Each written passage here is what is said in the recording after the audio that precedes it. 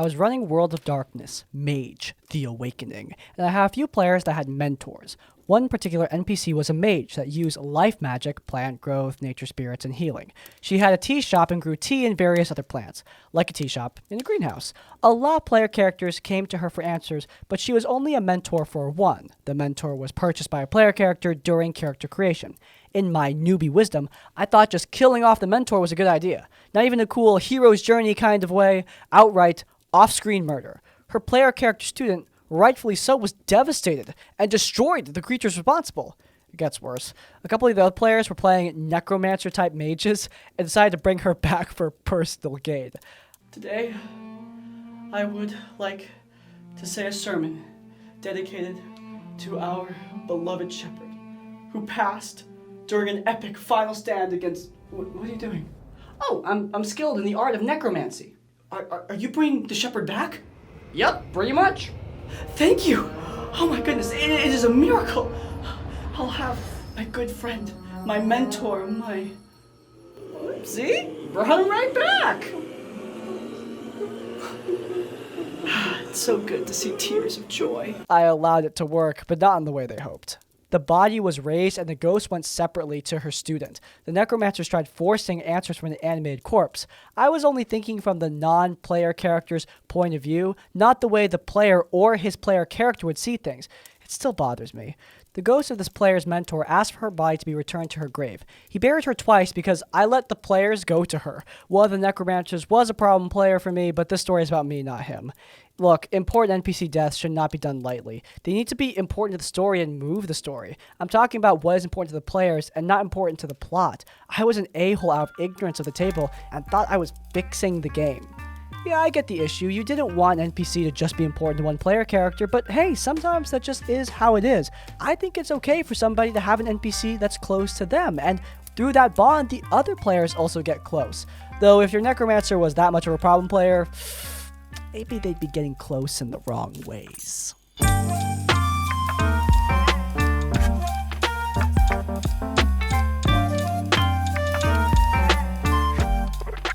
Hey Crispy, been listening for a while now. You were actually one of the first D&D YouTubers I found when I was first getting around a few years ago. Big fan, and your show helps me learn what not to do. Thank you, and you're welcome, by the way. I'm still new to D&D, so I don't have a lot of stories, but thought I'd share the one I have. It's a little one.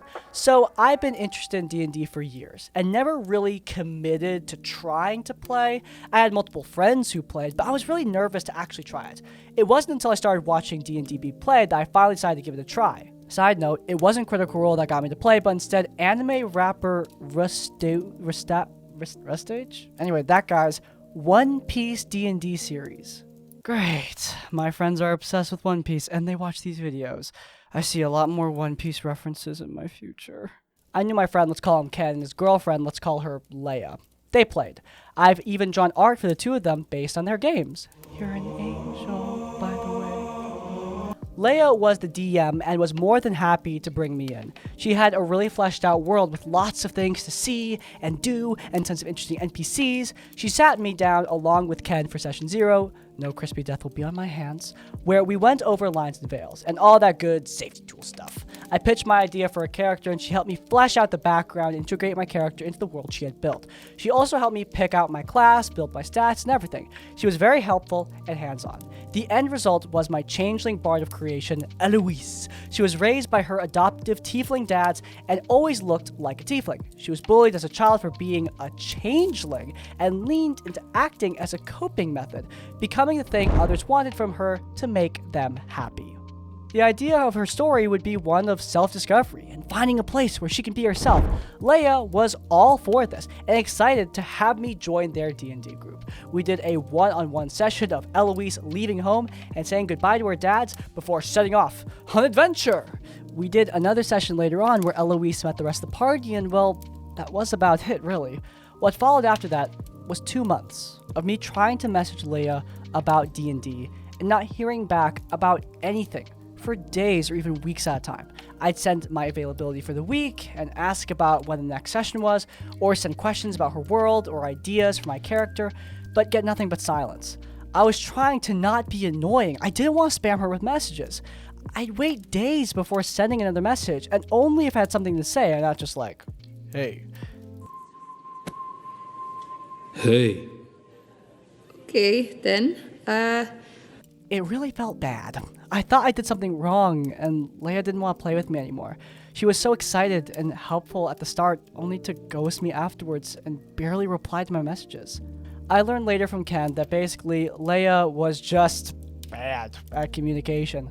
Like, instead of saying she wasn't feeling it or saying she was busy, it was easier for her to just ignore and avoid me until she felt like it. A simple, sorry I'm busy, or sorry not this week would have been fine with me, anything but radio silence. Anyway, Ken and Leia's relationship eventually imploded, and Leia jumped states. Did she commit a federal crime? What did Leia do? Anyway, safe to say, the game wasn't going to continue. Which is a shame. After hearing all the terrible first experiences, I thought I was so lucky to find a great first table and a helpful and encouraging DM, only for said DM to ghost me for months. On the bright side, I'm now DMing with Ken and my own partner, running a homebrew campaign in my own world. It's not perfect, but we're having fun, and yes, we did have a session 0. Eloise even gets to be an NPC they enjoy interacting with. Still, I do wish I got to play Eloise as a proper player character. I know the curse of being a forever dungeon master and accept that's probably going to be my fate. Even if I find a table to play at as a player, I worry about being able to play Eloise specifically. I'm a guy. A big masculine guy. And I know this is a game of pretend that takes place in our heads, but I worry about finding a table that's okay with me playing a female character. Alright, my fellow, men. What are you going to do first in our D&D game? I would like to introduce my Dungeons & Dragons character. That's a good place to start for a D&D game. She is a princess. What? Yeah, she ran away from her home to find love and learn of the world she is meant to rule. Her father has disowned her, so now she must explore this unfamiliar world with her preppy attitude and a little bit of magic to guide her. That sounds incredible! This character has a lot of role-playing opportunity with the rest of my world, especially with the light-hearted tone that I've gone with. Yeah. I know I generally stray away from a traditional masculine definition, but I think big manly men can absolutely play femme characters. Hell no, not I think, I know. I know you're gonna find an awesome group that's gonna let you play your little princess, and that's good for you. This is especially the case since a big part of their story is realizing that they identify as non-binary. Ken and Leia are both trans, and most of my friends are LGBT of some sort, including myself, so it wasn't an issue at that table or mine, but I don't know if I'll ever find a place for Eloise as a player character again. TLDR, I had a great first impression / introduction to the game, only to be ghosted for 2 months and for the game to die due to relationship drama. And now as a first time DM, I still kind of want to be a player. Okay, there's a few things here I want to talk about that are personal to me, but first and foremost, I think playing an NPC can be just as heartwarming and exciting as playing a player character. Like, obviously, you're never going to be the main character as an NPC, but if you've watched The 10th Tomb, you know that Yumi is an NPC in that campaign that is extremely important to the story. Hell, she's kind of central to it. She doesn't have a lot of agency because she's an NPC, the player characters are saving her, but she still has a story, and she is easily one of my favorite characters I've ever played. So Eloise can absolutely have a great place without even being a player character. The other thing you're concerned about is finding a game that will fit your character, and that is such a good thing to worry about. The fact that you even think about that is a big deal. But don't be so afraid of looking for a group in the first place. That fear is healthy because it helps me to just leave a group that's making me uncomfortable, but that fear can sometimes stop me from looking in the first place. There are a lot of groups out there that would love Eloise. You just gotta look for them first. Hi Crispy, I have no idea if you do a story that's not related to RPGs, but I figured I'd give it a shot anyway, as it's related to Magic the Gathering. Did World of Warcraft. I don't see how it could hurt. Anyway, I figure another tabletop fantasy game by WotC is close enough and definitely has overlap in fandom. At the time of writing this, as far as I know, the story is completely over, thankfully. Buckle up, because this is a long story spanning 4 years. Names are changed for privacy reasons, and they might sound like old people because I lack creativity. Lastly, massive trigger warning for, like, the whole story. I, he, him, asexual, was introduced to magic by my friend, a coworker who I will call Kevin. When I was 20-ish, not too long after, I was introduced to his friend, Carl. Before even meeting Carl, I was hearing stories about all kinds of stuff about his behavior, including harassing Kevin's girlfriend, we'll call her Melissa from now on, being drunk at work, and deciding to sleep off the hangover there overnight without everyone knowing, and sending Melissa pictures of him posing over his roadkill. Bro, why are you friends with this guy? Yeah, dude, I'm really excited to meet everyone. Yeah, I'm really excited to introduce you to everyone. That's Catherine. She kind of smokes a lot. Hey. That's Jimmy. He really, really loves Dungeons & Dragons. Yo. And that's Carl. He does sexual harassment. The what? Yeah, you know, he just does it every now and then. It's like a quirk of his. He does. Okay, I mean, is there anything else about him I should know about? Oh, well, you know, he absolutely ruins the game for everyone around him. He occasionally commits, like, minor felonies, and sometimes he goes to jail, and you have to bail him out. Oh, and, you know, there's a small chance that he might have buried a body. Needless to say, I thought at best Carl was going to be a very strange individual, but I was not prepared for what was to come. When Carl showed up, he talked about how, as his one job, he, like, maintains a local campground, at least at that time.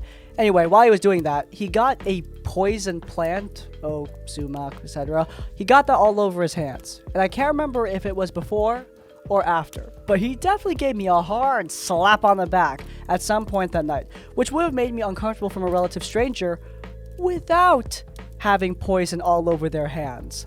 What's the problem? It's not like poison damage can actually kill you. In Minecraft, at least. Yeah, not the best first impression. I put up with his general behavior of racist and sexist humor for about 2 years. I was young, I had nobody to play Magic with, and didn't know how to feel comfortable going to local game shops. I started drifting away from playing with Kevin's playgroup as my knowledge of the game improved, and started going to my own local game shop more. The final straw for his behavior happened in early 2022 when a bunch of people went over to Tom's, one of Kevin's friends, went over to his house to play Magic, and met Sam, Tom's nephew who was in late high school at the time. I also noticed that this kid, Sam, was on the more introverted and shy side, which was very relatable to me. Sam got into the group chat because he was interested in learning how to play, and while joking around, Carl made a comment telling Sam that it could be helpful for him to get laid, presumably commenting on the kid's shyness. I got really upset and called Carl over text for being a creep, and stopped interacting with him. Carl has tried multiple times over the past 3 years to get back in touch with me to work out our differences. Oh my god, bro, you ghosted for 3 years? Dang. Respect. Anyway, 3 years trying to get back in touch with me to work out our differences, and Kevin actually backed him up, wishing we could get along. I've thought about how Kevin and Carl could be friends, and just came to the conclusion that Kevin is basically the epitome of the tolerance paradox. He can accept anyone as a friend. Anyway, I turned Carl down regularly, saying I'm not a fan, I'm not interested in being friends, and I don't think we get along. Fast forward to about a month ago. Kevin passed away due to health issues, and at his service, Carl showed up wearing a Walking Dead t-shirt because, quote, I don't have anything that doesn't have pain on it, and my wife threw me a shirt, so I put it on. Oh, you're full of... Dude. Good friend's funeral. Can't even get a shirt for 20 bucks? He was working in apartment maintenance at the time, so the paint does make sense. Afterwards, Carl texted me. I unblocked him because of Kevin's passing. Anyway, this time he was texting me because he wanted me to be his friend and play Magic the Gathering with him because, quote, it's what Kevin wanted, which I of course declined and told him I feel like he's being manipulative by using Kevin's death as leverage to get me to hang out with him. Side note, me and Carl don't really have anything in common. And also, he makes playing Magic unfun, not just because of his personality, but he really skews the dynamics of a 4-person game, where alliances can be formed, players can sabotage each other, etc., but not contributing anything to the game itself. His decks generally don't even have a chance at winning or stopping anyone else from winning. He's just like, there. Bro, you didn't have to roast him for being bad at the game too, dang! I also heard from Tom that Carl called Kevin's ex-wife less than 30 minutes after Kevin's passing asking for all of his magic cards and hit Tom's parked car while pulling out of the parking space in front of Kevin's house because he was driving recklessly. I still play Magic at my local game store weekly, but I found another local game store to play at that's a queer-owned business. Sadly, I'll be moving further away from there next month. But also, I started playing D&D with some friends at the local LGBT coalition. I'm a Dragonborn Paladin, if anyone's wondering. Apparently, they have a bad reputation at the Tavern, but I'm pretty confident I'm not the subject of any horror stories, other than still not understanding how the action economy works and being nervous about role-playing in character. Hopefully, this isn't too long for the channel. Thanks for reading and or posting this. Dude, that was only 5 minutes. Definitely not too long. Anyway, yeah, this may not be a role-playing story, but it is a story about how people can be really obsessive about their hobbies. Asking for someone's magic cards immediately after they pass away is just, man, that's crazy. It sucks because we all know people like this, right? We know the problematic guy and the best friend who just kind of tries to ignore it all. I mean, I see it all the time, especially in group podcasting, funny enough. The dynamic is so awkward when you come into this friend group and you just have to wonder, why are you even hanging out with this guy? It forms the famous social trap where you want to get rid of the guy who's acting like a fool, but at the same time, you don't want to lose all the fool's friends. But you have to ask yourself, is this idiot worth hanging out with? Because usually, the answer is no.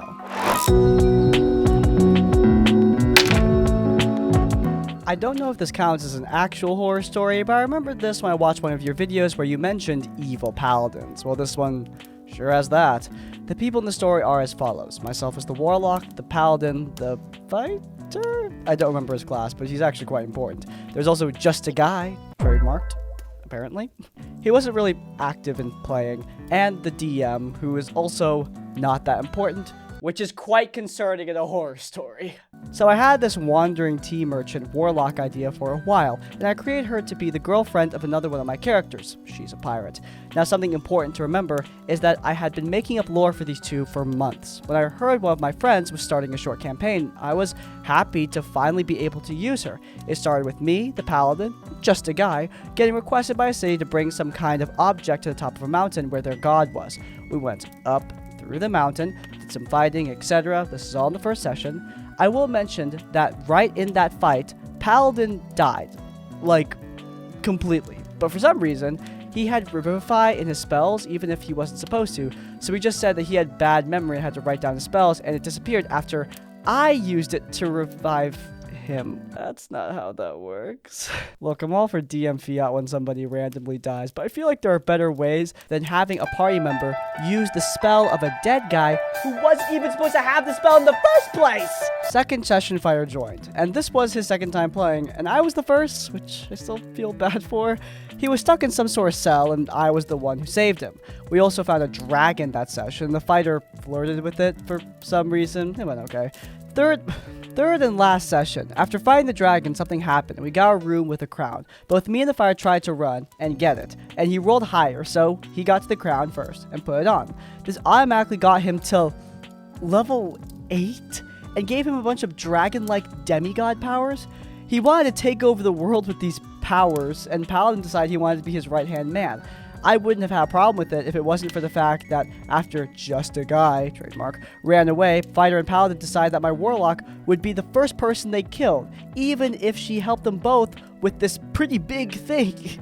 To be frank, these guys thinking they're all that at level 8? I mean, level 8 doesn't even beat an average archmage, let alone a freaking dragon. I saved their lives, too. I was lucky enough to roll highest on initiative, and I already knew I was dead, so I decided it was more in character for her just to take her own life, refusing to die at the hands of these two traitors. I don't know if this is an actual horror story, as I don't dislike any of these people. I'm just sad that such a thing happened without any other reason other than, haha, we're evil now, and that means you have to die. The Dungeon Master is also a strong believer in letting players do whatever they want with the right consequences, but my character Death wasn't even cool. He started another campaign after that set in the same universe, where I used the girlfriend of the Warlock, which sadly ended permanently, as in that campaign I actually really liked the character dynamic. It had the same players too. Unnecessary long short story. My Warlock, who I'd been making up for months, got forced into death by two players that she saved after only 3 weeks of having playtime. I made a video recently about how to do player character death right, and yeah, this is all kinds of wrong, which is why you should have a session 0 to talk about what kind of campaign you're playing. The DM was very clear, anything goes in this campaign, but it kind of shows why an anything goes campaign can be really unsatisfying sometimes. When there's absolutely no limits at all, rogue actions like this can really just take you out of the game experience, especially if they result in a death that just is straight up unsatisfying. It's a balance. You don't want to take away player agency, but at the same time, you don't want player agency to make the game unfun. And I don't have a fully perfected solution I can give you a 1 minute analysis. I made whole videos analyzing the in-between of player agency and having a fun story, but I think the most important thing is just to clarify what you're playing. You got into a game where anything goes, and anything went. Like you said, this isn't a horror story, but it certainly is not very fun, especially if you like your character. But hey, this doesn't have to be the end. You can always play her in another game.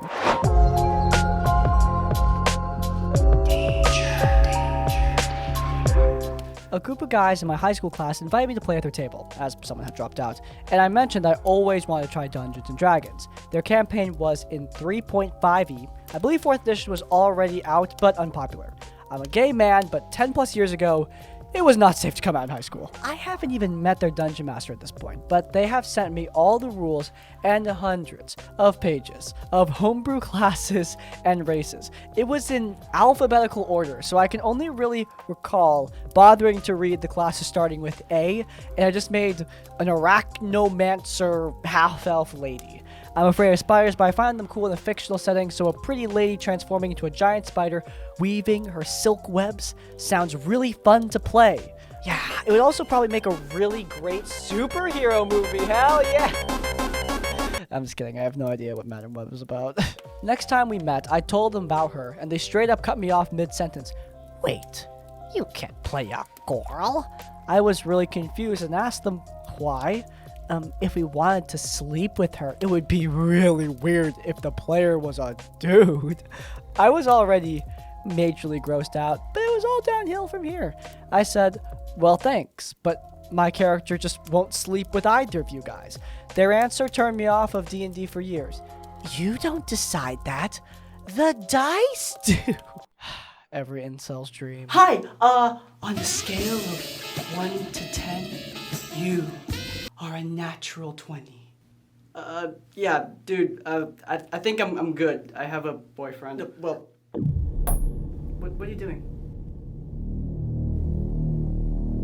I am madly in love with you. I will immediately dump my boyfriend in favor of you, especially with your gorgeous jawline. And look, at this point, I immediately knew I will not be playing with this group, but I wanted to finish introducing my character since they cut me off at, well, she's a female half-elf. As soon as I said she's an arachnomancer, they objected again because the dungeon master is afraid of spiders. Okay, really, forcing yourself on a player character is okay, but spiders, that's where we're drawing the line. Obviously, I did not play with that group. Another guy playing with them later told me that they were all just edgy murder hobos. After he wanted to go over the story instead of going into another massacre that the NPCs were in, the dungeon master made his character sleep outside in the wagon. He wasn't allowed to do anything else or wake up to join his friends at all because he had made his choice. I dodged several bullets like I'm the Neo of tabletop role-playing, but this experience put me off of D&D for years, thinking it was all just like power fantasy wish fulfillment for weirdos with repressed violent urges. Some people, yeah! I was glad to discover how diverse and positive the community can be, and I play in several games, and yes, I did play several female characters without anyone being weird about it since then. Hey, that was something with an earlier horror story. See, it can absolutely be done. Anyway, yeah, there's nothing wrong with having a fear of spiders, but for the record, if you do have a fear of spiders, why would you hand someone a binder full of classes and specs that include a spider-based class? Like, that seems kind of stupid, don't you think? I do want to say that if you have a group that are okay with an overtly violent power fantasy rage fest, sure man, have a good time. But frankly, you gotta make it clear that's what you're looking for, and also, frankly, be okay if people don't really want to play as that. Because guess what? If you're in a really weird niche of an already niche hobby, you're gonna have problems filling that niche. It is the way it is. Don't be bitter if someone joins your game with zero context and isn't down with your style, especially if your style includes overt sexism and possible explicit assault. Hey, that's a wrap. If you guys enjoyed, you might enjoy our latest episode of Tabletop Tavern Tips, where we went over player character death. Very important to this episode. It's linked in the cards and at the end. But before you go, please do leave a like if you enjoyed, and subscribe to Crispy's Tavern so you miss any of our content as it comes out. And finally, if you want to leave your own stories or thoughts, go down in the comments down below. If you can't think of a comment, leave the comment not at the funeral to let me know you made it to the end of the video. Hey, by the way, if you have your own horror stories, you can send them directly to us. There's an email down in the description down below. Send your stories our way for a chance to be featured in one of these videos. But hey, even if you don't have any stories, in essence, like, comment, I'll see you all next time. Farewell. Especially for a gorgeous jawline.